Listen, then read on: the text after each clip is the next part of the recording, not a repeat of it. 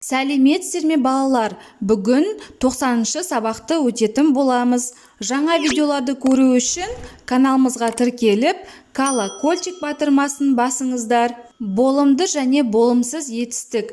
28-ші жаттығу етістіктерді салыстырып оқы.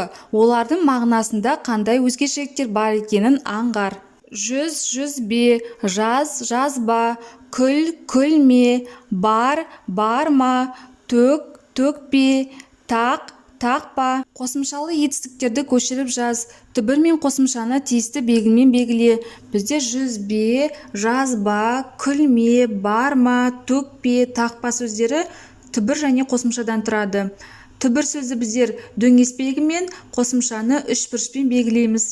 Етістік болымды және болымсыз болып бөлінеді. Болымды етістік, мысал ретінде күл, жаз сөздерін келтірсек, болымсыз етістікке күлме, жазба сөздерін айтуға болады. Болымсыз етістік, болымды етістікке ма, ме, ба, бе, па, пе жұрнақтары жалғану арқылы жасалады. Ерінбе, бұзба, жұлма сөздерін келтірсек болады. 29-шы жаттығу мақалды жатқа көркем жаз. Атаңның баласы болма, адамның баласы бол. Мақалдың мағынасын түсіндір. Атаңның баласы болма, адамның баласы бол дегені, яғни бұл жерде тек қана өз отбасында ғана емес, бүкіл халықтың қамын ойла деген мағынада айтылған. Ол ізгілікке, адамгершілікке жетелейтін асыл қасиет. Қарамен жазылған етістіктерді салыстырып, олардың мағынасында қандай өзгешелік бар екенін айт. Болма сөзі болымсыз етістік, бол сөзі болымды етістік. 30-шы жаттығу тыйым сөздердің қатесін түзеп, көшіріп жаз.